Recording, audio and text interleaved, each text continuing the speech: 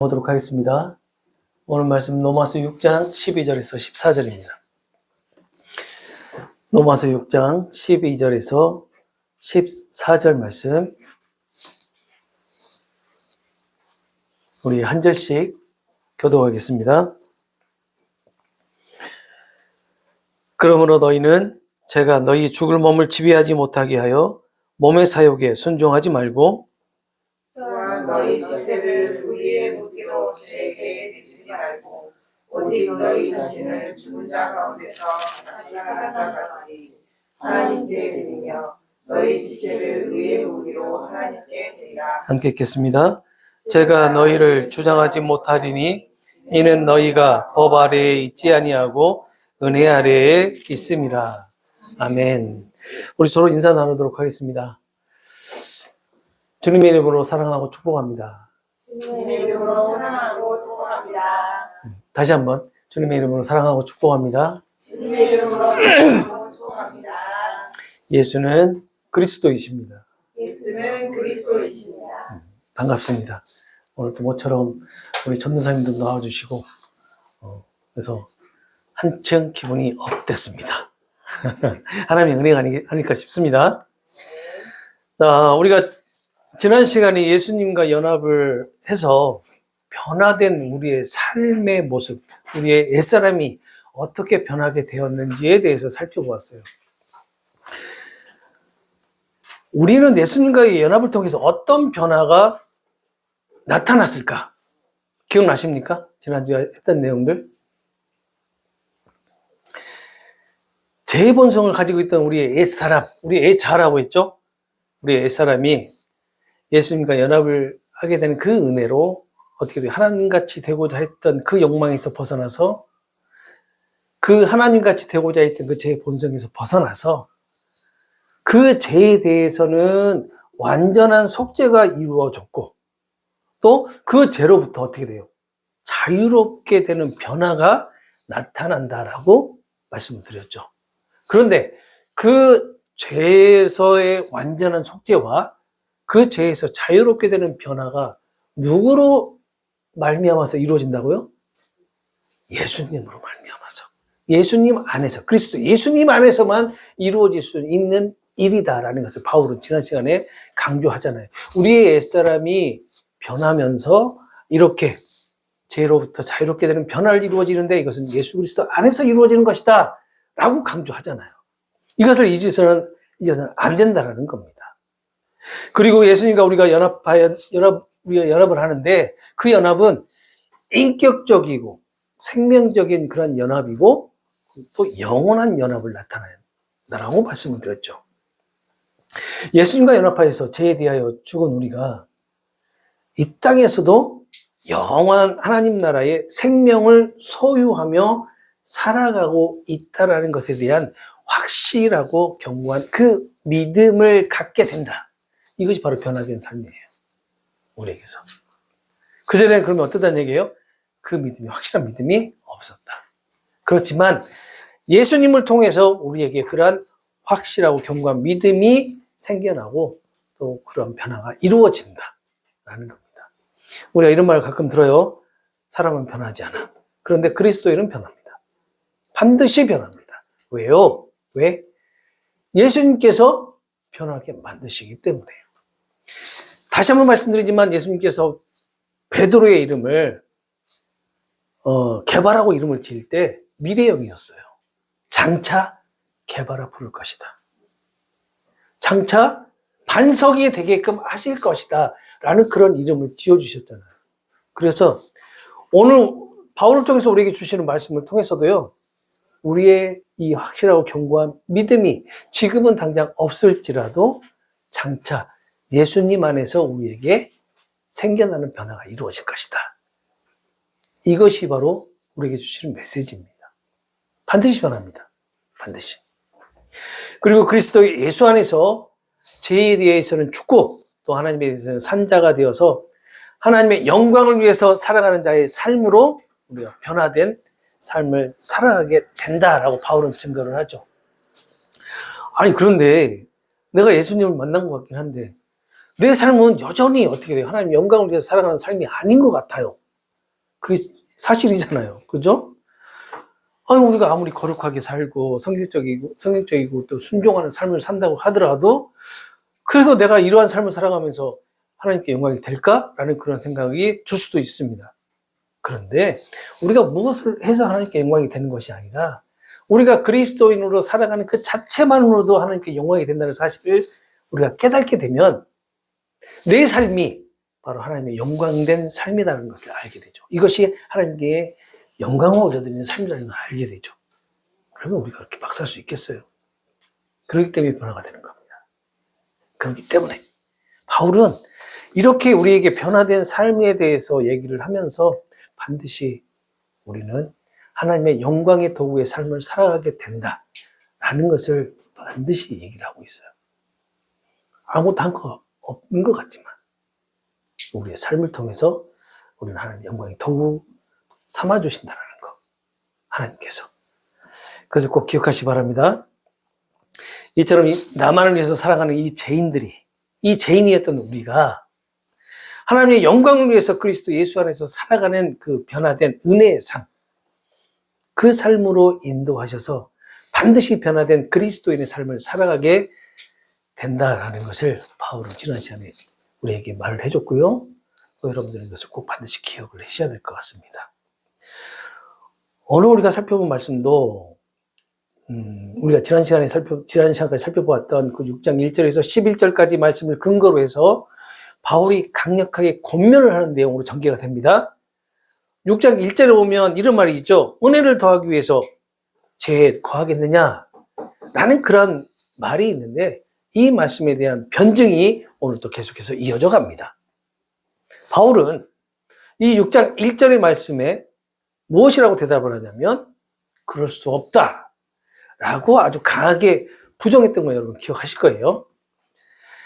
자, 12절을 보시게 되면 그러므로 너희는 제가 너희 죽을 몸을 지배하지 못하게 하여서 몸의 사욕에 순종하지 말고 라고 하죠.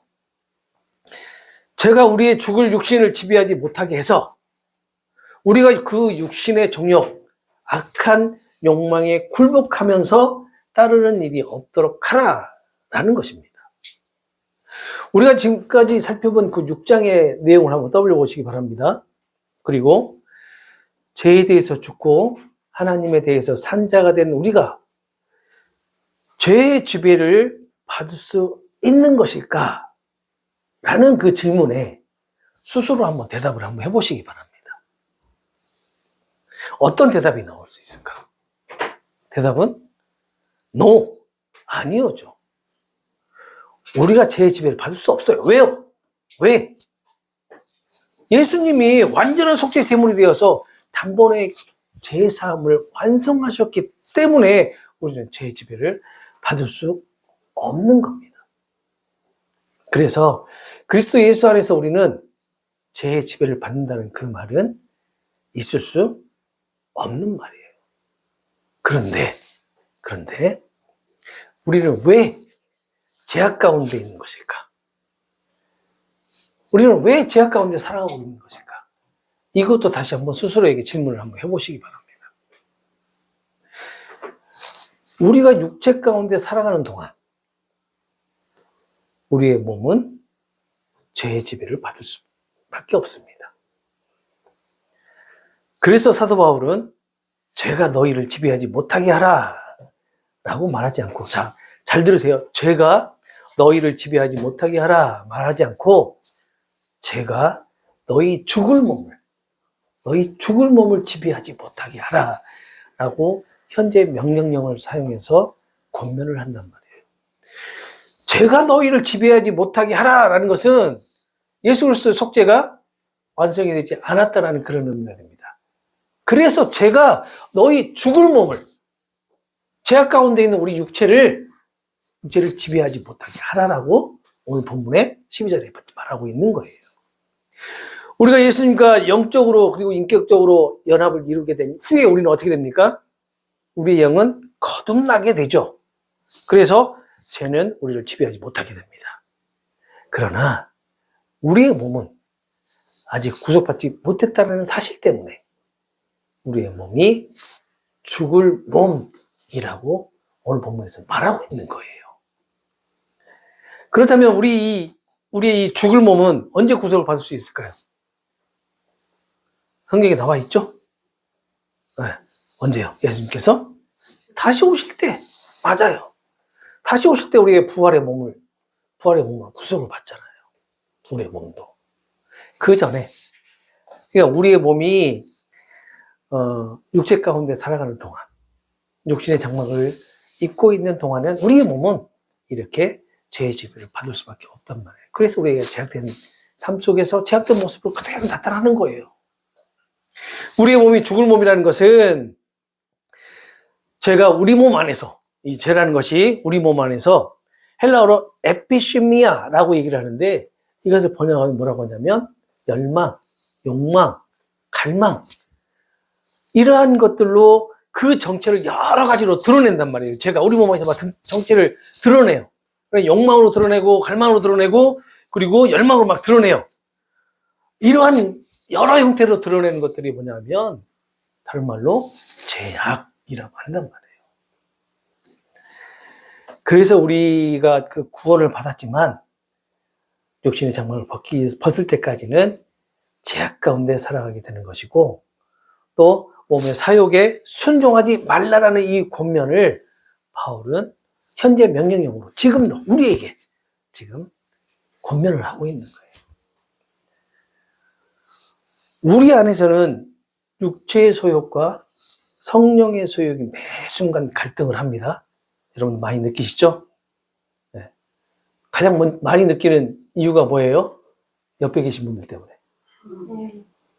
그러잖아요. 옆에 계신 분들 때문에. 우리 애들 때문에. 애들보다는 큰아들, 큰딸 때문에. 그러죠? 많은 갈등이 일어나잖아요. 많은 갈등을 하시잖아요. 그리고 우리의 그 이성은 어떻게 해요? 성령의 소욕보다는 육체의 소욕을 따르라고 결정을 합니다. 그래서 그 결정에 따라 행하게 되죠. 그러다 보니까 미워하기도 하고 어때요? 그러다 보니까 그렇죠. 안전 소리도 하고 싸우기도 하고 여러 가지 갈등도 있고 그러게 되는 거예요. 우리가 성령의 소욕을 따른다면 그럴 일이 있을 수가 없죠. 그렇지만 우리의 이성은요. 성령의 소욕을 따르기보다는 오히려 그 반대로 육체의 소욕을 따르라고 자꾸 이렇게 막 한단 말이에요. 결국은 우리가 그 육체의 소욕의 결정에 따라서 살아가게 되죠. 우리 가정 안에서뿐만 아니라 우리 교회 안에서도 역시 마찬가지고 사회 안에서 내가 소속되어 있는 어떠한 집단 안에서도 그런 갈등들이 많이 생기는 이유가 나보다 나같지 않음을 인정하지 못하기 때문에 그래요. 내가 최고인 걸로 아는 거죠. 그러면서 다른 사람들은 나의 기준에 맞추지 못하는 것에 대해서 자꾸 이렇게 육체 소욕의 결정에 따라가는 거예요. 그러다 보니까 갈등이 생기는 거고 자꾸 싸움이 나고 하는 거죠. 질투가 생기고. 그러나 이렇게 육체 소욕을 행하는 가운데서도 성령께서 우리를 붙들어서 도우시기 때문에 어떻게 해요? 성령의 소욕을 소망하게 되는 거예요. 바라보게 되는 겁니다. 성령 하나님 우리를 좀 붙들어 주세요. 내가 이런 지금 육체 소욕 때문에 악한 마음을 품고 있는데 제약된 모습을 가지고 있는데 내가 이런 모습에서 좀 돌릴 수 있게끔 내가 돌아설 수 있게끔 도와주세요. 라고 고백하면서 기도할 수 있는 것이 성령의 소욕을 소망하기 때문에 그렇습니다. 이것이 누구에게나 다 허락되는 거예요? 예? 누구에게나 허락되는 거 맞아요? 아니잖아요. 예.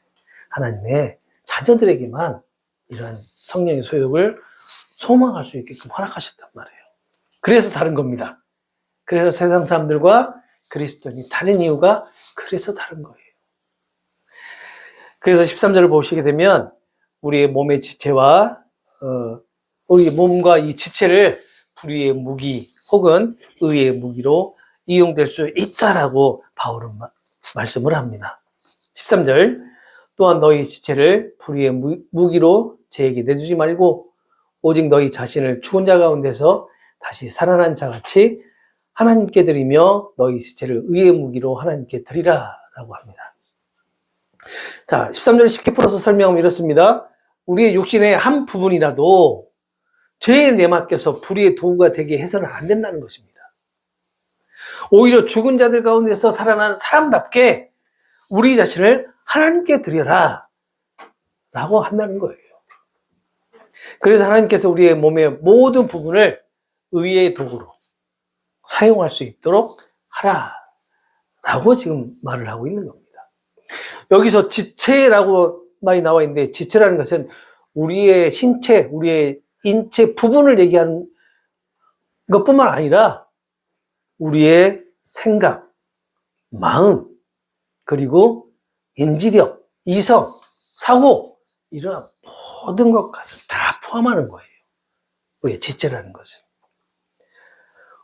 우리가 거듭난 하나님의 자녀이지만 우리의 지체가 이 불의의 무기로 죄, 다시 말하면 사탄에게 악용이 될 수 있다는 것을 우리는 꼭 명심해야 됩니다. 자, 하나님의 영광이 사로잡혀서 하나님과 함께 거느렸던 하와를 생각해 보시기 바랍니다. 사탄이 유혹해서 이 하와의 생각과 마음과 이성과 시선을 어떻게 했어요? 빼앗아서 돌리게 했어요. 누구로부터? 하나님께로부터. 그래서 결국 어떻게 해요? 먹음직도 하고 보암직도 하고 지혜롭게 할 만큼 탐스러웠던 그 과일을 행동으로 따먹게 되었던 겁니다. 거듭난 하나님의 백성으로 살아가는 우리에게 사탄은요, 예수님을 광야에서 시험했던 것처럼 매 순간 먹음직도 하고 보암직도 하고 지혜롭게 할 만큼 탐스러운 무엇을? 이 세상을 보여주면서 우리의 생각, 이성, 시선을 빼앗아서 하나님께로부터 하나님께 향해 있던 우리의 시선, 우리의 가치관, 우리의 이성을 어떻게 해요? 세상으로 돌리게 한단 말이에요.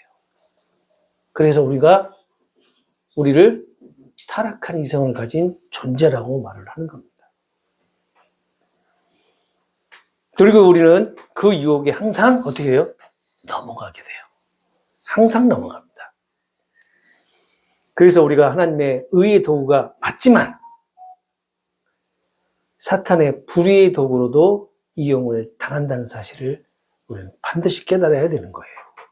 만약 우리가 의의 도구인 양 살아가게 되면 내가 지금 사탄의 불의의 도구로 사용되고 있음에도 불구하고 그것을 인지하지 못하게 돼버린단 말이에요. 그러다 보니까 어떻게 돼요? 갈등이 막 일어나잖아요. 교회 안에서. 싸우잖아요. 너는 믿음이 그밖에 안 되냐? 나는 믿음이 이 정도는 된다. 너는 기도 안 해서 그런 거야. 봉사 안 해서 그런 거야. 이런 말들이 나올 수밖에 없는 이유가 바로 이런 이유인 거예요. 우리는 사탄의 유혹을 이길 수 있어요? 없어요? 없어요. 고백하세요. 없어요. 그러니 도와달라고 하는 겁니다. 그러니 성령께 붙들어 주시라고 하는 거예요. 그래야지만이 우리가 사탄의 유혹을 이겨낼 수 있는 힘이 공급이 돼요. 공급이. 아이고, 하나님, 걱정하지 마세요. 내가 이래봬도 모태신앙이고 벌써 50년이에요. 신앙생활 한 것이. 내가 사탄의 유혹을 못 이길 것 같아요? 100% 못 이겨요. 바로 넘어갑니다. 그런 분들이 어떻게 해요? 목사님, 왜 설교를 그딴 식으로 해요? 이렇게 나온단 말이에요. 이렇게. 그러면서도 우리는 호언장담하죠. 나는, 내 믿음은 내가 지금까지 해왔던 신앙생활의 이 경력으로는 얼마든지 모든 것을 이겨낼 수 있어. 사탄의 유혹을 이겨낼 수 있다라고 호언장담한단 말이에요. 사탄은 그런 사람들 제일 좋아합니다. 그냥 제일 잘 넘어가요. 제일 잘 넘어가요. 그냥 살짝만 건들면 툭 넘어가요. 뭘 건드려요?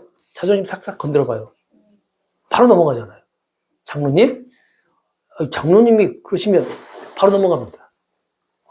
그 말 한마디예요. 13절에서 바울은요, 하나님께 우리 자신을 그리고 우리 지체를 의의 무기로 하나님께 드리라라고 하는데 어떻게 하라는 것일까? 어떻게 하는 게 하나님께 드리는 거예요? 드려보셨어요? 그냥 몸 전체를 다 드리실래요? 우리 이 말을 여러 가지로 해석이 돼요. 뭐 하나님 위해서 살아야 한다. 너희 뭐 하나님의 산지 제물로 드려야 한다. 거룩하게 살아야 한다. 뭐 헌신해야 된다. 봉사해야 된다. 이런 식으로 해석하는 부분들이 많이 있어요. 많이 있는데 이 동사 드리라는 이 동사의 의미도 여러 가지가 있어요. 근데 저는 쭉 이 동사를 분석을 해보다 보니까 이 동사가 파리스테미인데 이런 말이 있더라고요. 이런 의미가 있더라고요. 뭐뭇에 누구에게 처분을 맡기다 라는 그런 의미가 있더라고요. 이 드리다라는 의미가. 그래서 이것을 이 의미로 해석을 해보니까 우리 지체를, 우리 몸을 하나님의 처분에 맡겨라 라고 해석이 되더라고요. 다시 말하면 하나님께서 우리를 의의 무기로 사용하시도록 우리 자신과 우리 지체를 맡기라는 바울의 명령이었다는 겁니다. 이 드리라는 것이. 왜냐하면 계속해서 말씀드렸지만 우리 스스로 우리 의지로는 하나님께 우리를 사용하시도록 내어드리지 못하는 존재이기 때문이에요. 우리가. 누군가에 의해서 밖에서부터 우리로부터 우리를 향해서 무엇인가가 우리에게 임해서 우리가 하나님께 드릴 수 있는 것이 된다라고 말씀은 없죠. 엑스트라 노스 프로노비스. 밖에서부터 우리 안으로. 이렇게 무엇인가가 우리를 끌어당길 힘이 들어와야 된다는 거예요. 그래서 바울은 우리가 예수님 안에서 죽은 자 가운데서 다시 살아난 자가 되었으니 우리의 몸과 마음과 이성과 사고를 하나님의 처분에 맡기고 하나님이 사용하시도록 성령의 도우심에 순종하라라는 그런 의미로 해석을 할 수가 있었던 겁니다. 왜 우리는 하나님의 처분에 맡겨야 되는 것일까? 모든 것을. 왜 맡길 수밖에 없는 것일까? 14절에 그 답이 있습니다. 14절을 보시겠습니다. 죄가 너희를 주장하지 못하리니 이는 너희가 법 아래에 있지 아니하고 은혜 아래에 있습니다. 은혜 아래에 있습니다. 우리가 율법 아래에 있지 않고 은혜 아래에 있기 때문에 죄가 우리를 지배하지 못할 것이다라는 그런 의미죠. 우리가 율법 아래에 있지 않고 그리스도 예수 안에서 은혜 아래에 있기 때문에 우리의 몸과 마음과 이성과 사고를 하나님의 처분에 맡길 수 있게 되었고 또 하나님께서 사용하시도록 성령께서 도우시기 때문에 맡길 수밖에 없다라는 겁니다. 그래서 우리 자신, 우리 지체를 하나님에게만 드릴 수 있는 것이다 라고 지금 바울은 우리에게 말하고 있는 거예요. 우리의 몸의 사욕에 순종하지 않는 것도 우리 자신과 우리 지체를 하나님의 의의 무기로 드리는 것도 우리가 은혜 안에 속하여 있기 때문에 이 모든 것이 가능하다라는 것을 바울은 강조하고 있는 겁니다. 바울은 우리가 예수님과 함께 죄에 대해서 죽었다라고 선포했음에도 불구하고 여전히 제가 우리 가운데 역사하고 있음을 지금 가르치고 있는 거예요. 그러면서 바울의 이런 가르침을 통해서 이 바울의 논리적인 이 주장이 모순이 된 것은 아니냐, 모순이 된 것처럼 보일 수도 있어요. 왜냐하면 죄가 우리를 주장하고 있다라고 하는 그 말 때문에. 그렇지만 14절을 보시게 되면 죄가 너희를 주장하지 못한다라고 선포를 한단 말이에요. 죄에 대해서 우리의 죽음을 다시 한번 강조하면서 죄는 우리를 주장하지 못하지만 우리 안에 있는 죄악은 우리를 주장할 수 있다라는 것을 오늘 본문에서 바울은 이렇게 우리에게 강하게 권면을 합니다. 여러분, 오늘 본문에서 바울은요, 무기라고, 병기라고, 도구라고 하는 이 말을 통해서 우리가 지금 무엇인가 전쟁을 하고 있는 것 같이 표현을 합니다. 어떤 전쟁? 영적 전쟁. 우리가 지금 영적 전쟁터에 있는 것을 나타내고 있어요. 이 영적 전쟁터에서 우리의 몸과 지체가 불의의 무기가 될 수도 있고요. 의의 무기가 될 수 있음을 지금 강조하고 있는 겁니다. 우리 지체가 하나님 나라를 공격하고 파괴하려는 불의의 무기로 악용될 수 있다는 사실을 바울은 지금 오늘 본문을 통해서 우리에게 일깨워주고 있는 것과 같은 거예요. 예수님의 구속의 은혜로 의롭다함을 얻고 또 하나님과 화목하여서 자녀가 된 우리가 우리의 지체를 이렇게 불의의 무기로 내어줄 수는 없는 것입니다. 그렇죠? 그러나 연약한 우리는 너무나 쉽게 이 불의의 무기로 우리의 지체를 내어주게 된단 말이에요. 그래서 우리에게 하나님의 처분에 맡기는 은혜가 주어진 것은 아닐까요?